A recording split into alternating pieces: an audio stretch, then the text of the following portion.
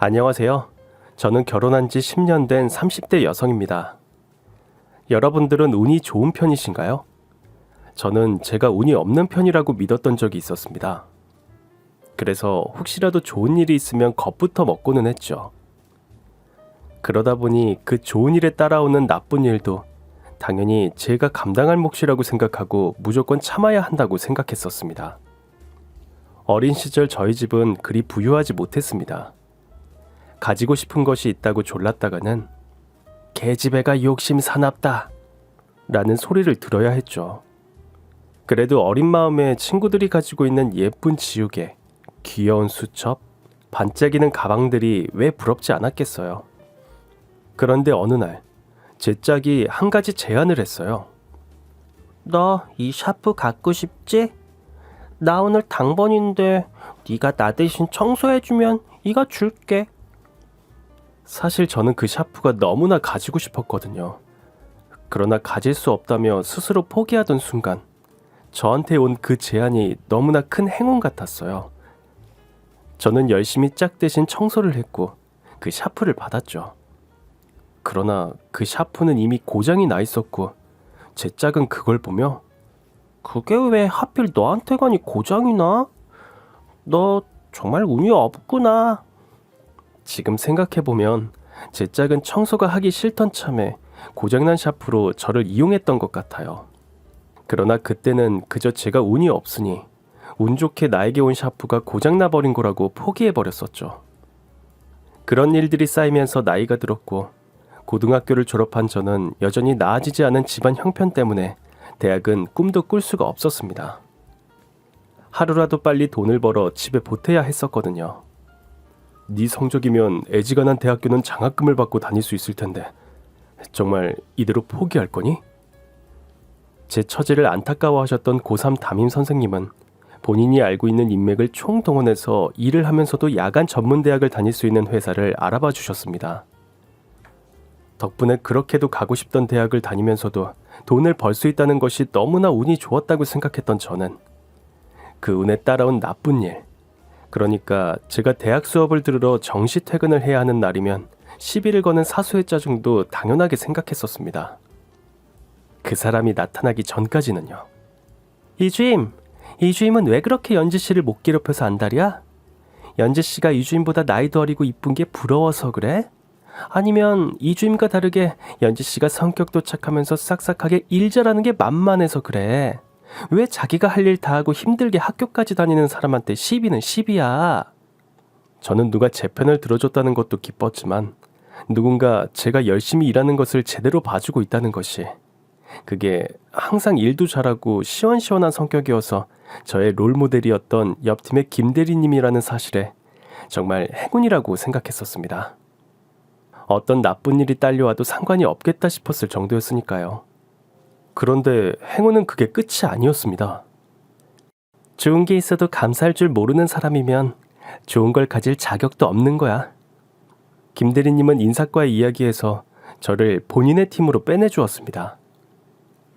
평소 제가 성실하게 일하는 것을 눈여겨봤었는데 시킨 일도 곧잘하고 바쁜 중에도 자기 발전을 위해 학교까지 다니는 저를 키워주고 싶다고 하시면서요. 그 후 제 회사 생활은 정말 천국 같았습니다. 김 대리님은 회사에서는 일만 잘하면 된다며 그 외의 일은 모두 막아주는 진정한 걸크래쉬를 시전했습니다. 제가 담당하는 일 말고는 어떤 일도 시키지 않았습니다. 예전처럼 다른 직원들보다 일찍 출근해서 청소를 하고 쓰레기통을 비우고 커피 심부름을 하고 복사 심부름을 하는 대신 어느 정도 책임감을 가질 수 있는 일들을 하게 되었습니다. 특히 회식 자리에서 저에게 추궁거리던 과장님께 술 마신 개에게는 매가 약이라며 3연속 니키쿠 공중 날라차기를 시전하는 모습을 본 후로는 평생 쓸 운을 김 대리님 만났는데 썼나 싶을 정도였죠. 그런데 어느 날 김 대리님이 저를 따로 불러내시더니 부탁이 있다고 하였습니다. 저는 올 게 왔다는 느낌이었죠. 김 대리님이라는 행운이 왔으니 이제 뭔가 나쁜 일이 올 차례라고 생각하고 있었으니까요. 저기 연지씨, 내가 이런 부탁하기가 좀 그런데 내가 연지씨니까 하는 부탁이야. 오해하지 말고 들어줘. 거절해도 되고. 그날 김 대리님이 한 부탁은 어떤 소개팅 자리에 나가서 남자를 만나달라는 것이었습니다. 나도 이런 남자 연지 씨한테 말하는 거 좀 미안한데 내가 오죽하면 이러겠어. 그냥 평생 공부만 한 꽉 막힌 모태솔로야. 연애란 걸 해본 적이 없으니 여자를 얼마나 답답하게 할지 뻔히 보이고 이제 겨우 밥벌이 시작했는데 그것도 비정규직이라서 한동안은 연지 씨보다도 더 못 볼 거야. 거기다 착해 빠져서는 남의 부탁 거절도 못하고 아휴 이렇게 이야기하고 보니 더 한심하네. 미안해 연지 씨. 못 들은 걸로 해. 김 대리님의 부탁인데 까지 소개팅에 어떤 진상남이 나와도 웃으면서 만나줄 용의가 있었습니다. 그래서 잘하고 올 테니 걱정하지 말라고 김 대리님을 안심시키고 소개팅에 나갔습니다. 그런데 이게 웬일입니까?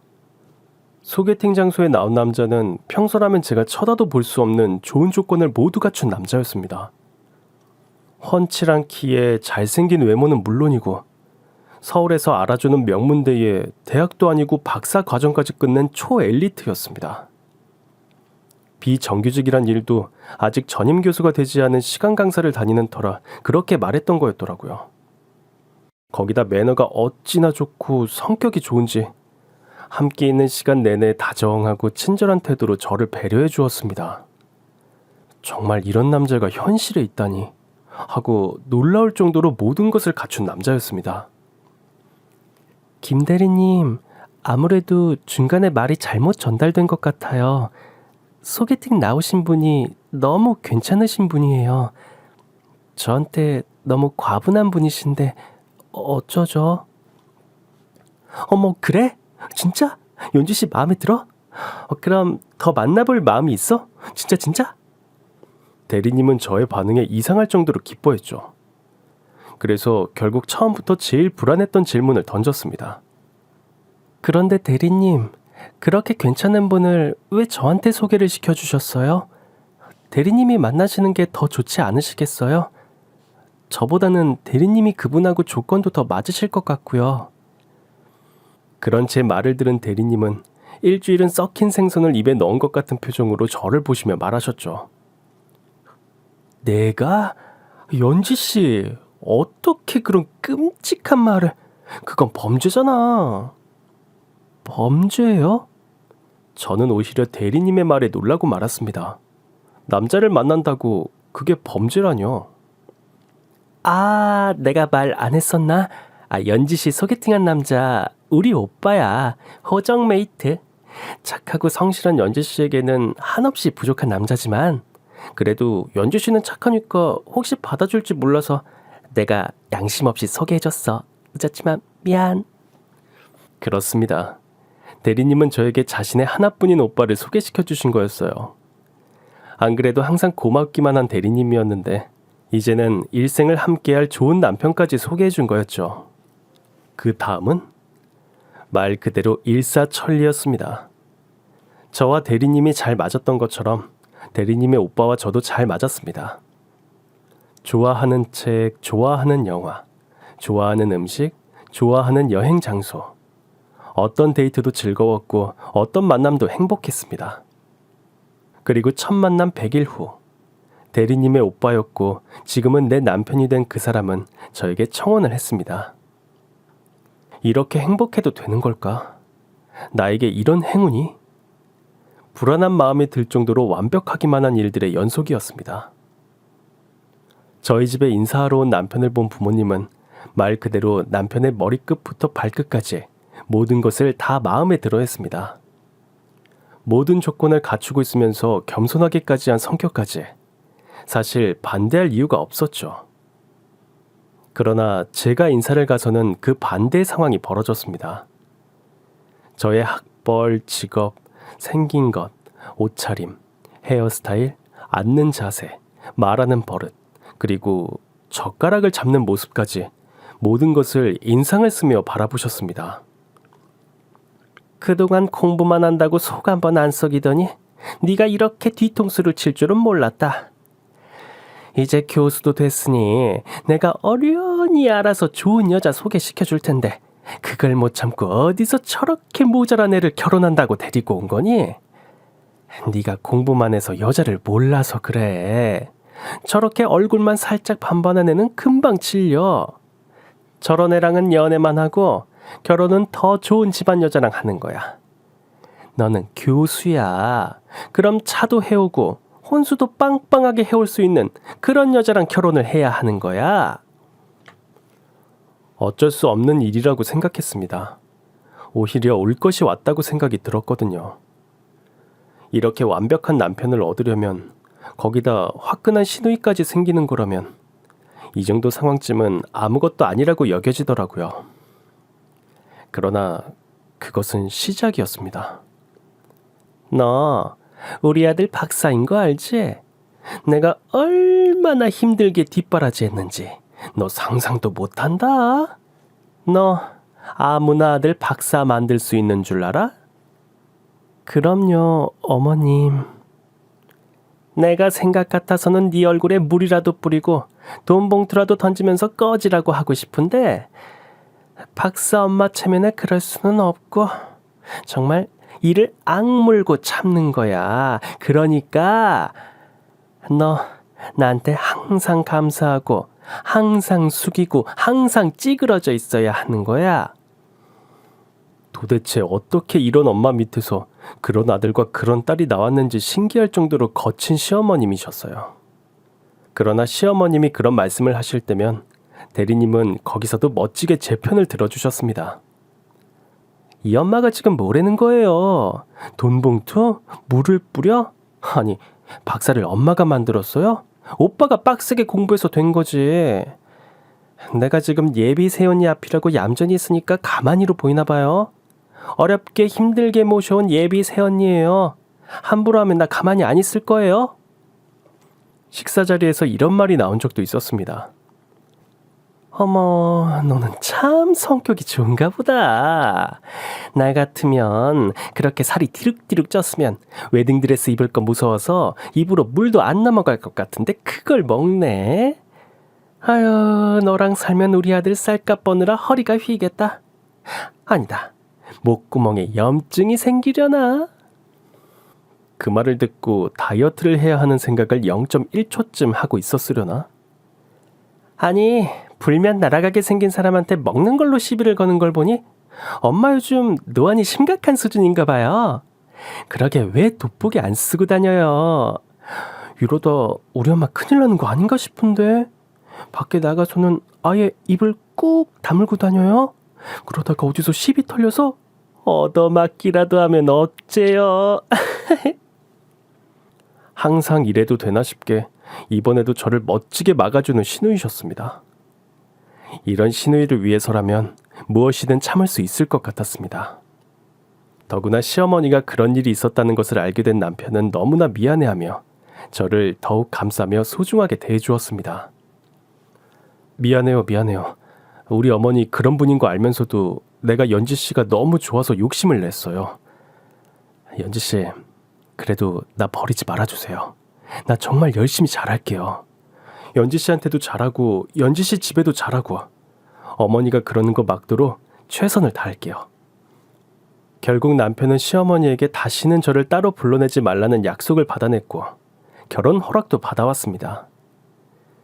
그러나 저는 사실 시어머님이 이해가 갔습니다.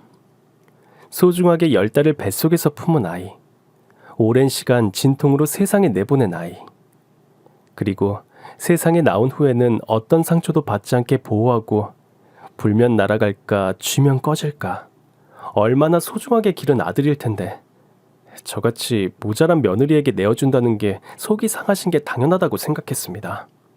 그래서 제가 더 참고 잘해야 한다고 생각했습니다. 결국 결혼식 날이 되었고 시어머님은 이제는 자식들 눈치가 보이시는 건지 아니면 어느 정도 포기하신 건지 그저 못마땅한 눈으로 째려만 보실 뿐이었습니다. 비록 신부 대기실에 와서도 남편도 신호도 없는 걸 아시고는 기회다 싶으셨는지 이것 봐라 이것 봐. 내가 그렇게 걱정을 했는데 그걸 귓등으로도 안 들었구나. 내가 이런 웨딩드레스 디자인은 몸매가 이뻐야 한다고 했잖아. 그런데 그런 디자인을 골랐으면 노력이란 걸 해야지. 너 또 삼시세끼 다 먹고 틈틈이 간식까지 처먹었지? 아휴, 넌 그 식탐처럼 돈 욕심이 있었으면 부자가 됐을 거고 공부 욕심이 있었으면 우리 아들만큼은 아니라도 대학원은 다녔을 텐데.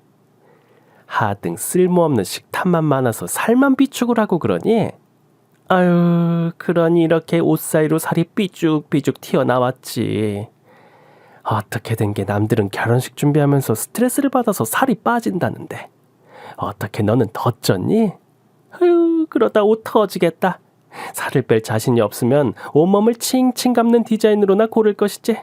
무슨 용기로 그 디룩디룩한 살이 다 드러나는 걸로 골라서는. 옷 터지지 않게 살살 입장해라.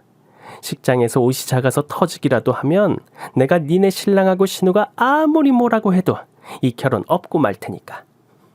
와 같은 말씀을 하셔서 신부 대기실에 있던 제 친구들을 기함하게 만드셨지만 말입니다. 그렇게 제 지인들의 걱정 속에 한 결혼은 역시나 고난의 연속이었습니다. 어디선가 풍문으로 들어본 나쁜 시어머님이 하신다는 모든 것을 몸소 실천해 주시는 시어머님이셨습니다.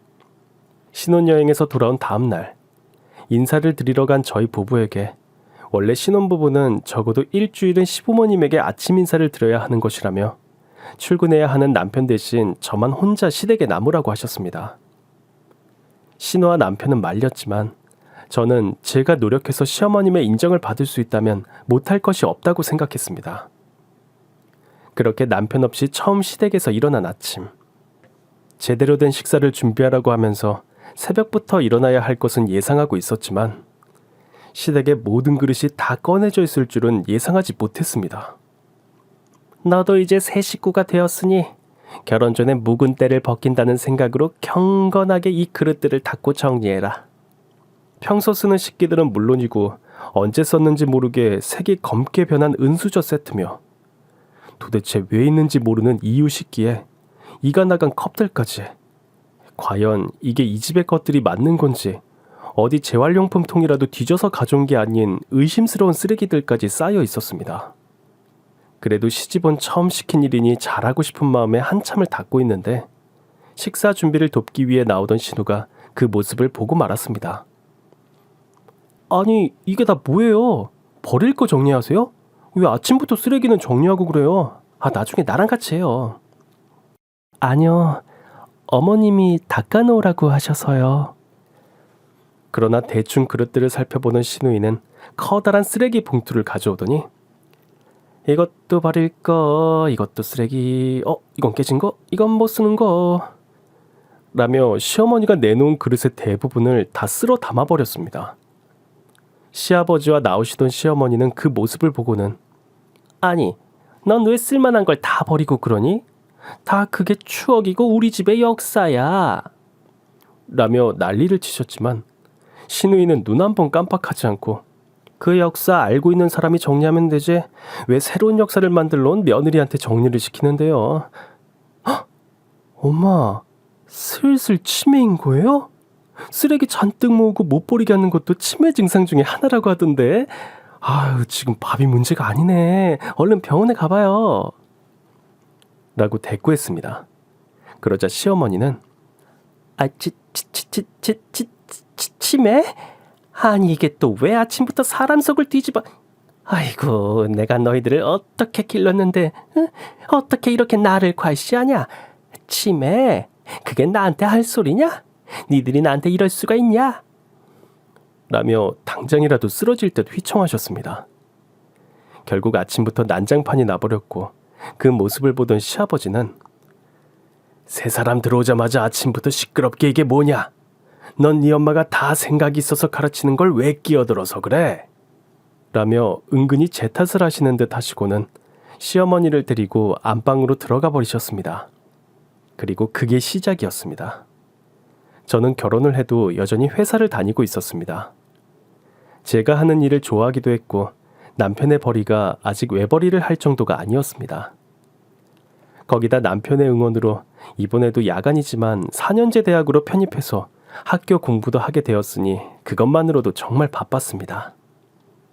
그러나 그 일 외에도 제가 해야 하는 일이 더 생겼습니다. 저는 매일 아침 일어나면 시어머니에게 메시지로 지금 일어났다고 안부 인사를 보내고 신랑 아침을 어떻게 차려서 먹게 했는지 사진을 찍어서 전송하는 걸로 하루를 시작했습니다. 그리고 나면 10시쯤 늦지막히 일어난 시어머니가 전화해서 시시콜콜 다양한 이유로 잔소리를 하셨습니다. 시작은 보통 그날 신랑에게 차려준 아침 식사에 대해 야단이었습니다. 자기가 어떻게 키운 아들인데 저렇게 성의 없는 아침을 먹이냐며 항상 소리를 지르셨습니다. 밥과 국만 있으면 찌개가 빠졌다고 혼이 났고 머리 쓰는 사람한테 생선을 구워주지 않았다고 혼이 났습니다. 그러다 보니 신랑의 아침을 차리기 위해 저의 기상시간은 점점 빨라졌고 식사 메뉴는 점점 많아졌습니다. 처음에는 그저 좋아하던 남편이 아침 식사 사진을 찍던 제 모습을 보고 모든 것을 알게 된 이후로는 앞으로 내 아침은 무조건 시리얼이야. 다른 건 절대 금지야. 다른 거 주면 안 먹을 거야. 남편 아침 굶겨 내보낼 거 아니면 절대 다른 거 하지 마. 그리고 직접 시리얼 사진을 한 장 찍어서 시어머니에게 보내고는 앞으로 평생 제 아침 식사입니다. 혹시라도 다른 메뉴를 차리면 굶을 겁니다. 라고 통보를 해버렸죠. 그 일 이후 다행히 아침 사진을 찍어 보내는 일은 없어졌지만 네가 도대체 얼마나 음식을 못하면 내 아들이 아침을 시리얼로 때운다고 하니? 넌 도대체 결혼 전에 뭘 배운 거니? 안 되겠다. 너 앞으로 주말마다 시댁으로 와라. 내가 음식을 가르쳐줘야겠다. 물론 그렇게 주말마다 시댁에 갔지만 시어머님이 가르쳐주신 건 없었습니다. 그저 오늘은 갈비찜으로 하자. 재료부터 사와봐라. 요즘 인터넷에 다 있지?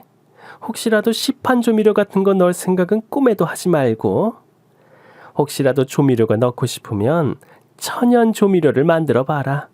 그 정도는 내가 참아주마. 라며 다양한 메뉴들을 정해서 메시지를 보낼 뿐이었습니다. 물론 그렇게 만들어진 메뉴들에 대해서는 한 번도 칭찬을 들어본 적이 없었습니다. 너는 이딴 걸 음식으로 만들었니? 정말 재료가 아까워서 눈물이 난다. 너 이거 다 죄 짓는 거야. 이 재료들이 이렇게 쓰레기가 되고 싶어서 태어났겠니? 도대체 너는 잘하는 게 뭐니? 어떻게 하나도 잘하는 게 없어? 시누이나 남편은 맛있다고 잘만 먹었지만 시어머니는 항상 타박만 하셨습니다. 그러면서 제가 한 음식을 제일 많이 먹는 것도 시어머니셨습니다. 내가 정말 너 때문에 고생이 너무 많다. 네가 쓰레기를 만들어 놓으니 내가 이렇게 억지로 꾸역꾸역 음식을 먹어야 하잖니. 이게 다 너 죽어서 음식 버린 걸로 벌 받지 말라고 그러는 거야. 너는 도대체 무슨 복으로 나 같은 시어머니를 얻었니? 처음에는 그런 시어머니가 이상하고 적응이 되지 않았지만 내가 이 음식을 먹이고 싶은 사람은 시어머니가 아니라 사랑하는 남편과 든든한 내 편인 시누이다라고 생각을 바꾸니 어떤 말을 해도 아무렇지도 않더라고요. 그 외에도 가끔 시어머님이 모임이라도 있다고 하시는 날은 반차를 내고 운전을 해서 모임 장소까지 모시고 나가 잔심부름을 한 후 식대 계산도 해야 했습니다. 물론 그 과정에서 며느리가 요새 아이답지 않고 기특하다는 칭찬이라도 하는 분이 계시면 지카지키 안 하면 어쩔 건데? 능력도 없어 집안도 별로면서 학교도 제대로 안 다닌 주제에 얼굴이 이쁘기래 몸매가 좋기래 그냥 눈 낮은 내 착한 아들 앞에 자빠져서 내 며느리 자리 차지했으면 시켜주는 걸 감사하게 생각하고 죽었다 하면서 팍팍 기어야지 라며 오히려 그 말을 꺼낸 사람에게 면박을 주었습니다. 그것 말고도 필요하다고 하시는 게 있으면 장도 봐드려야 했고 먹고 싶다고 하시는 게 있으면 전국 어디라도 가서 사가지고 와야 했고 피곤하다고 하시는 날은 집으로 불려가 다리를 주물러 드리거나 몸에 좋다는 보양식을 만들어 드려야 했습니다. 그러다 그것이 힘들어 보인 시누이나 남편이 도와주려고 할라치면 내가 쟤를 잡아먹냐? 나도 귀찮다. 나도 내가 한 게 빠르고 혼자 다니는 게 편해. 그런데 왜 그러겠어? 다 저 모자란 것을 가르치고 단련시켜서 하루라도 빨리 우리 식구 만들려고 하는 거 아냐? 그리고는 자식들이 자기의 마음을 몰라준다며 드러누워 버리시고 뒤늦게 그 상황을 알게 된 시아버지는 시어머니 말만 듣고는 저희만 야단을 치셨습니다. 그러다 보니 저는 혹시라도 시어머님과 속상한 일이 있어도 그걸 신우이나 남편이 알게 되어 일이 커질까봐 전전긍긍하게 되었고 더 참고 더 숨기게 되었습니다. 그렇게 제 속은 문드러져 갔지만 겉으로는 그래도 조용한 날들이 계속되었습니다. 물론 신우는 그런 밖으로 보이는 평화를 믿지 않았습니다. 새언니, 나는 무슨 일이 있어도 새언니 편인 거 알죠? 속상한 일, 특히 우리 가족 때문에 속상한 일 있는 거 절대 나한테 숨기지 말고 꼭 말해요. 절대 숨기지 말고요. 그런 신우의 마음이 어찌나 고마웠던지요. 정말 무엇도 참을 수 있었고 무엇이든 해주고 싶었습니다. 그리고 그런 신우가 드디어 결혼을 한다는 소식을 들려주었어요. 10년이라는 시간 동안 만나왔던 남자와의 결혼을 결정한 것이었죠. 물론 제 눈에는 신우에 비해 너무나 부족한 것만 잔뜩 보이는 남자였지만 그래도 누구보다 똑똑하고 멋진 신우이가 고른 남자이니 당연히 훌륭한 남자일 것이라고 믿어 의심치 않았습니다. 저는 정말 신우를 위해서 무엇이든 해주고 싶은 마음뿐이었습니다. 아가씨, 결혼 선물로 뭐 받고 싶으세요? 필요한 건 다 말씀하세요. 돈으로 살 수 있는 거면 저희 적금 기꺼이 깰 거고요. 몸으로 할 수 있는 거면 이 몸이 바스러져도 다 도와드릴게요. 그럼 새언니, 나 부탁하고 싶은 게 한 가지 있는데요. 그러나 제 모든 것을 다 줘도 아깝지 않은 신우이가 부탁한 것은 딱 한 가지. 바로 청첩장 디자인이었습니다. 저는 결혼 후 신우이와 함께 다니던 회사를 퇴직해서 디자인 회사로 이직한 상태였거든요. 그렇게 할 수 있었던 것도 회사에 다니면서 야간대학 디자인학과에 다닐 수 있도록 도와준 신우이 덕분이었죠. 정말 그것만요? 그러지 마시고요. 정말 저 아가씨한테 다 해드리고 싶어요. 제가 받은 거 비슷하게는 못하겠지만 몸과 마음을 다해서 아가씨 결혼 축하해드리고 싶단 말이에요. 그러나 아가씨는 그거면 충분하다며 웃었습니다. 저는 처음에는 아가씨가 저를 배려해주기 위해서 그렇게 말씀하시는 줄 알았습니다. 이상할 정도로 결혼에 의욕이 없어 보이는 모습에도 그저 오랜 연애 기간을 보낸 사이다 보니 결혼도 새롭지 않아서 그런 걸로만 알았습니다. 그래서 아가씨가 혼수를 보러 다니는 걸 따라다니며 몰래 홈시어터를 주문하고 김치 냉장고를 주문하고 건조기도 주문했습니다. 그러나 그게 문제였을까요? 아가씨에게 뭔가를 해줄 수 있다는 사실에 들떠서 아가씨가 그 결혼에 적극적이지 않은 것도 별로 행복해하지 않는 것도 몰랐습니다. 그때 더 열심히 물어보고 관심을 가졌어야 했는데 지금 생각하면 얼마나 눈치가 없었는지 모르겠어요. 그리고 저는 정말 제가 할 수 있는 최선을 다해 노력해서 멋진 청첩장을 만들려고 했습니다. 평소 알고 있던 신우이의 취향을 고려하는 것은 물론이고 가장 좋은 컬러, 가장 좋은 폰트, 가장 좋은 그림체, 종이 재질은 물론이고 가장 비싸고 좋다는 것들을 다 집어넣어서 말이죠. 이렇게도 저렇게도 해주고 싶은 마음에 이것저것 다 만들다 보니 샘플만 10가지가 나왔고 그것들을 가지고 시댁에 갔습니다. 세상에, 어쩜 이렇게 다 이뻐요. 이것도 이쁘고 이것도 멋지고 어떤 걸 골라야 할지 모르겠네요. 세상에. 다행히 제가 만들어간 샘플들을 모두 마음에 들어하는 신우를 보며 조금은 뿌듯해하고 있는데 노크도 없이 신우 방에 들어온 시어머니는 샘플들을 보며 인상부터 썼습니다. 아니, 니들은 도대체 이딴 걸 청첩장이라고 돌리려는 거니? 평소 옷 입는 걸 보면 센스라고는 없는 걸 알고는 있었지만 그래도 디자인 회사에서 일한다고 하니 혹시나 했는데 역시나구나. 아이고, 색깔도 촌스럽고 싸구려 같은 게 이런 걸 돌렸다가는 집안 망신당하기 딱이다. 당장 다 찢어버려. 시속 100km로 달리는 자동차에서 지나가면서 봐도 멋지게 잘 만들어졌구만. 왜 또 시비신 건데요? 하루라도 남을 안 씹으면 입안에 가시가 돋죠? 괜히 심심해서 끼어드셨으면 대강하고 빠져주시죠.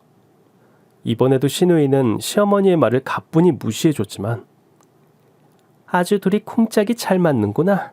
이래서 니들이 안 되는 거야. 결혼식이 니들 행사 같지? 어림도 없다. 결혼은 집안과 집안의 결합이라고 했잖아.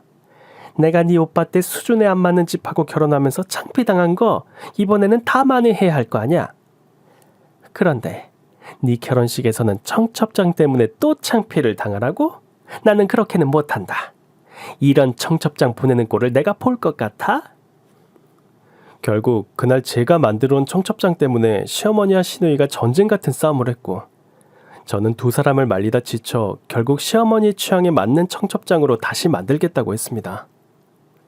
물론 시어머니 모르게 시누이와 관련된 분들에게는 시누이가 고른 청첩장을 돌리기로 하고 말이죠. 그런데 시어머님의 의견을 수렴해서 만든 청첩장은 만들면 만들수록 점점 기괴한 모양으로 변해갔습니다. 좀 전통적인 문양을 넣으라고. 왜 그런 거 있잖니? 우아하면서도 귀티나고, 부티나면서도 엘레강스하고, 판타스틱하면서도 블링블링한 그런 거 말이다. 아, 그리고 이건 색이 왜 이리 흐릿해? 너 잉크 아끼니? 좀 더 빨간색 없어? 아휴, 이건 너무 화려한 빨강이잖아. 어두운 빨강 있잖아. 검은색 섞인 거. 3번쯤은 접혀야지. 그래야 받은 사람들이 펴볼 때, 아, 이 청첩장은 정성을 들였다고 할 거 아니야. 아니, 청첩장에 구슬은 왜 못 달아? 더 화려한 거 없어? 레이스도 달아라. 아, 역시 반짝이도 필요하겠다. 그렇게 며칠을 시달려 완성한 결과물은 시어머니가 청첩장 하나로 결혼식을 망하게 하려는 음모를 가진 것이 아닌가 하는 의문이 들 정도로 처참하고 엉망이었죠. 어머님이 만든 청첩장 샘플을 받아본 인쇄소 사장님은 웃다가 바닥으로 쓰러지셨고, 남편과 시누이 그리고 제 절친들은 우울할 때 봐도 되냐며 몇 장씩이나 챙겨갔으니까요. 그리고 대망의 시누이 결혼식. 저는 너무나 설레이는 마음으로 남편과 함께 일찍부터 결혼식장으로 향했습니다. 그런데 제게는 아무리 노력해도 고치기 힘든 문제가 하나 있었습니다. 일명 패션 테러리스트. 옷도 입어본 사람이 잘 입는다고 어려서부터 누군가에게 얻어온 옷들로 사이즈만 맞춰서 입는 게 습관이 되다 보니 이제는 여유가 생겼는데도 옷을 사는데 돈을 쓰는 것을 잘 못합니다. 그러다 보니 나에게 어울리는 옷을 고르고 사는 것이 아니라 무조건 가성비 대비 싼 옷이 최고라는 버릇을 고치지 못했습니다. 그래도 시누이 결혼식이니 큰 마음 먹고 최대한 공부해서 예쁘게 입고 간다고 갔는데 역시나 시어머니 눈에는 차지 않았었나 봅니다. 식장에 들어가는 저를 보자마자 잔뜩 화가 난 시어머니는 저를 끌고 아직 신부가 도착하지 않은 신부 대기실로 들어갔습니다. 너 나한테 시위를 하는 거니? 매일매일 자기 전에 어떻게 하면 시애미를 망신 줄까 고민을 하고 또 해? 어떻게 이딴 걸 옷이라고 입고 여길 나타날 수가 있어? 네 남편이 교수야, 교수. 그런데 이렇게 천박하고 싸구려 같은 옷을 입고 여길 와? 네가 아주 오늘 결혼식을 망치려고 작정을 했구나 했어. 평소 같으면 매번 듣는 시어머니 잔소리 한 귀로 듣고 한 귀로 흘렸을 텐데 날이 날이다 보니 순간 겁이 덜컥 나더군요. 저 말이 진짜면 어쩌지? 내가 진짜 너무나 엉망인 옷을 입고 와서 너무나 소중한 우리 시누이의 결혼식에 망신을 주면 어쩌지? 지금이라도 가서 다른 옷으로 갈아입어야 하나? 그러는 중에도 시어머니의 막말은 계속되었습니다. 너는 못생기고 뚱뚱하면 옷이라도 잘 입으려고 노력을 해야지. 하여튼 센스라고는 눈을 씻고 찾아봐도 찾아볼 수가 없구나. 그렇다고 돈을 잘 버는 것도 아니고. 너 이번에 축의금은 얼마나 했니? 설마 가전제품 그거 꼴랑 몇 개 해줬다고 축의 따로 안 한 건 아니지? 선물은 선물이고 축의는 축이다. 축의는 결혼한 당사자가 아니라 혼주한테 가는 게 성인 거 알지? 그걸 모를 정도로 무식한 건 아니지? 200... 아 그래, 적어도 200은 했어야지. 설마 안 한 거면 당장 은행 다녀와. 옷도 그따위로 샀는데 돈이 남아돌 거 아니야? 평소 같으면 네 잘못했습니다. 알겠습니다 하고 넘어갈 만한 일이었는데 그날은 머릿속이 너무 복잡했습니다. 정말 내가 입은 옷이 시누이에게 망신을 줄 것 같다는 생각에 당장 가서 옷을 갈아입고 와야 한다는 생각에 마음도 급했습니다. 그러다 보니 그날따라 습관적으로 길게 잔소리를 하며 저를 붙잡고 늘어지는 시어머니가 너무 짜증이 났습니다. 그래서였을까요? 평소라면 절대 하지 않았을 대답을 하고 말았습니다. 어머니, 그렇게 제가 입을 옷이 걱정됐으면 미리 같이 가서 옷을 골라주시던지 아니면 미리 한 벌 사주기라도 하시지 그러셨어요. 평소와 다른 제 반응에 시어머니는 더욱 열이 받으셨는지 얼굴이 붉어졌지만 저는 그런 시어머니를 무시하고 빨리 옷을 갈아입으러 가려고 했습니다. 그러나 그 순간 시어머니가 제 팔을 잡아 저를 돌려 세우더니 아주 힘차게 제 따귀를 때리셨습니다. 비어있던 신부 대기실이 울릴 정도로 커다란 소리가 났고 제 얼굴은 거의 반대 방향으로 돌아가고 말았습니다. 이년이 결국 돌았구나. 어디 모자라고 덜 떨어진 년을 받아줬더니 감히 나한테 말대답을 해? 어? 너 내가 누군지 알고 어디 나한테 감히.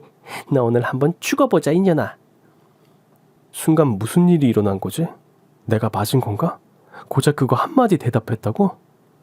머리가 혼란스러워서 어떻게 해야 할지 모르겠는 그때 시어머니의 손이 다시 제 뺨을 향해 날아오고 있었고 그 순간 커다란 부케가 날아와서 시어머니의 머리를 강타했습니다. 저건 또 뭐지? 하는 순간 아주 예쁘고 우아하게 웨딩드레스를 입은 시누이가 날아와서는 시어머니의 옆구리를 강타했습니다. 네가 누구긴 누구야. 여우짓해서 조강지쳐 내쫓고 첩질하면서 어떻게 하면 우리 아버지 재산을 한 푼이라도 더 빼돌릴까 궁리나하고 있는 천하의 쌍년이지. 이게 무슨 소린가 했습니다. 조강지쳐? 첩? 재산을 빼돌려? 그러나 제 생각은 계속되지 못했습니다.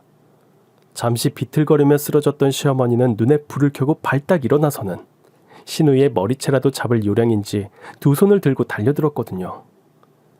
그러나 시누이는 다시 한번 니킥을 날려 자신에게 달려오는 시어머니를 쓰러뜨리고는 옆에 떨어진 부케를 들어 시어머니의 얼굴을 난타하기 시작했습니다. 이게 보자보자니까 아주 끝이 없네. 이제는 새언니한테 손까지 올려? 그래도 아버지랑 사는 사람이니 봐주고 있으니까 정말 눈에 뵈는 게 없어? 어디 싸구려 방석집에서 젓가락이나 두들기던 년이 말이야.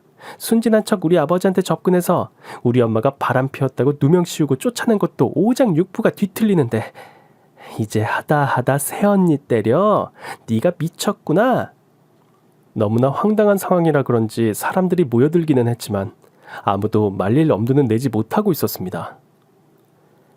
내가 너 기둥서방이랑 짜고 우리 아버지 재산 빼돌리고 있는 거 모를 줄 알아? 다 알고 있어. 다 알고도 심장 약한 우리 아버지 쓰러질까봐 언제 어떻게 터트려야 하나 타이밍 보면서 봐주고 있는 거야.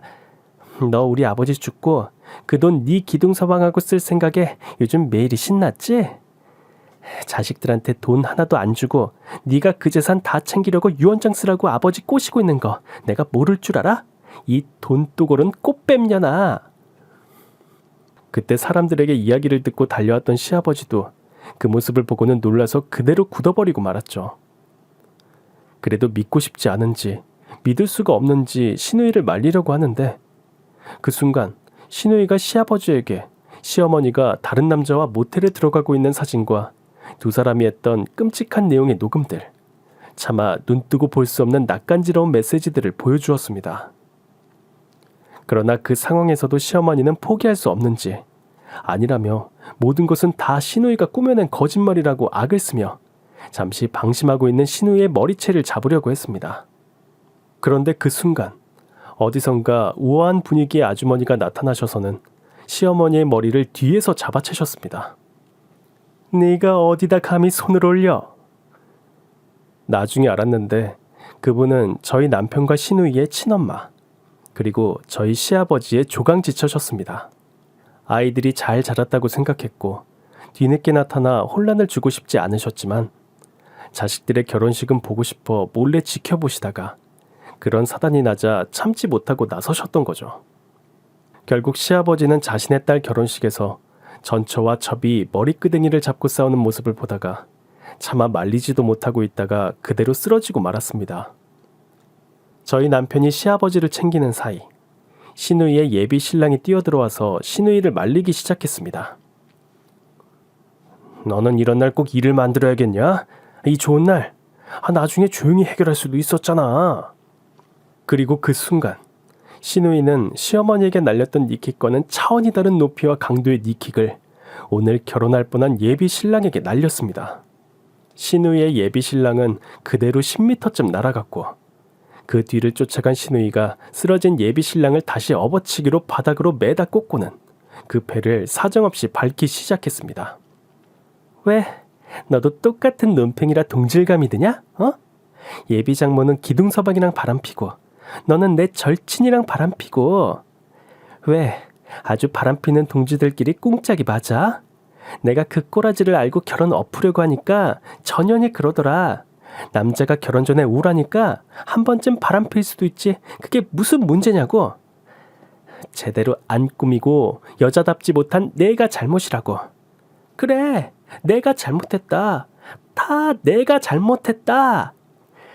내가 이 꼴을 알고도 10년 세월이 아까워서 한 번 넘어가 주려고 한 내 탓이다. 그렇게 그날의 결혼식은 파토가 났습니다. 모든 사실을 알게 된 시아버지는 당장 같이 살던 시어머니, 아니 그 여자를 내쫓았습니다. 물론 신우이가 가지고 있던 증거들을 무기로 재산 분할, 위자료 한 푼 없이 아주 빈몸뚱이로요. 그 후 그 여자의 물건들은 싹싹 긁어 모아서 그대로 불태워버렸다고 하더라고요.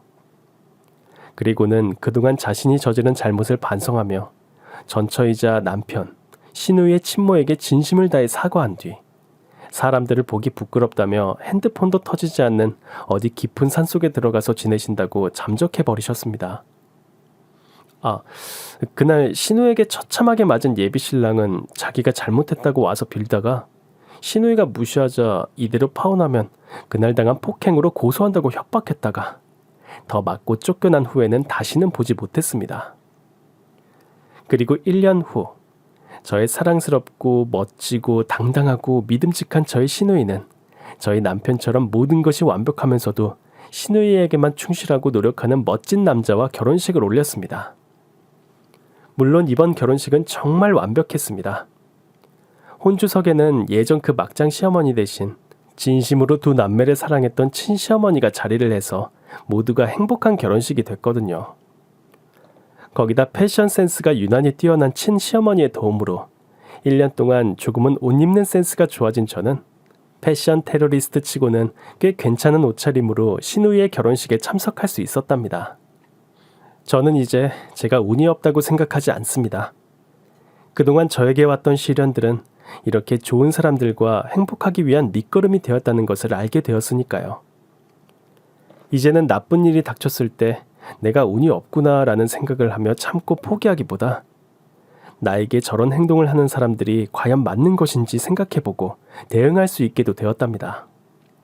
그때 일을 경험으로 무조건 참는 것이 절대 능사가 아니란 것을 배웠거든요. 그리고 어떤 상황에서도 내가 열심히 노력한다면 그것을 보고 손을 내밀어주는 사람이 있고 그 손이 아주 따뜻하다는 것도요. 그 후로도 저도 제가 사랑하는 사람들을 위해서 더욱 노력하고 제가 다른 사람들에게 좋은 기운을 나누어주기 위해서도 노력하고 있습니다. 누군가 힘든 상황에서도 열심히 노력하고 있다면 진심을 다해 응원해주고 칭찬해주려 합니다. 그러니 여러분들도 제 이야기를 들으시고 자신에게 나쁜 일이 생겼을 때 포기하고 우울해하시기보다 곧 다가올 행복을 기다리시며 긍정적으로 보내시길 바랍니다.